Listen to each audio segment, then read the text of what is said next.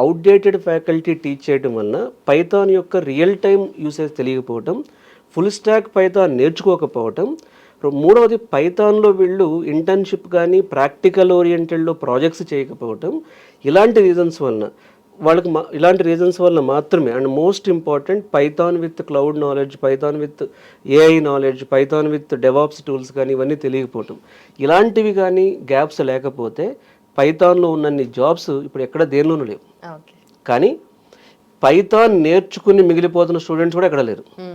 ఎందుకంటే కొంచెం తెలుసుకోవటం. రెండోది ఏంటంటే పైథాన్ ఎంత ప్రోగ్రామింగ్ ఈజీ అయినా సరే, అసలు ఫస్ట్ ఇప్పుడు ఎవడైనా సరే ప్రోగ్రామింగ్కి అసలు భయపడకండి. స్టూడెంట్స్ అందరూ గుర్తుపెట్టుకోండి. ఎందుకంటే ఇప్పుడంతా వైబ్ కోడింగ్ అంటే ఏంటి?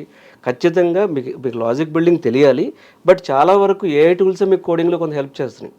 కాబట్టి ఇప్పుడు ప్రోగ్రామింగ్ ఏమంత కష్టం కాదు. ఒకప్పుడు ప్రోగ్రామింగ్ కష్టం అంటే ఒప్పుకుంటాను, కానీ పైథాన్ వచ్చాక, వైబ్ కోడింగ్ వచ్చాక, ఏఐ టూల్స్ వచ్చాక కోడింగ్ ఏం కష్టం కాదు. సో మీరు పైథాన్ నేర్చుకోవాలనుకున్నప్పుడు ఒక ఫ్రేమ్వర్క్లో, అంటే ఏంటి ఆ ఫ్రేమ్వర్క్? సో మీరు ఖచ్చితంగా ఒక పైథాన్ అనే సబ్జెక్ట్ని అడ్వాన్స్డ్ టాపిక్స్ నేర్చుకోండి. నాట్ ఓన్లీ పైథాన్కి సంబంధించినటువంటి ప్రాక్టికల్ కోడింగ్ ఛాలెంజెస్ని హ్యాకర్స్ ర్యాంక్ కానీ, లీట్ కోడ్ కానీ ఆ స్టాండర్డ్లో ప్రాక్టీస్ చేయండి. సో ఆ ప్లాట్ఫామ్స్లో కానీ మీరు ప్రాక్టీస్ చేయగలగాలి. అలాగే సో ఈ పైథాన్తో పాటు మీకు బేసిక్ మ్యాథమెటిక్స్, సిఆర్టీ నాలెడ్జ్ ఉండాలి.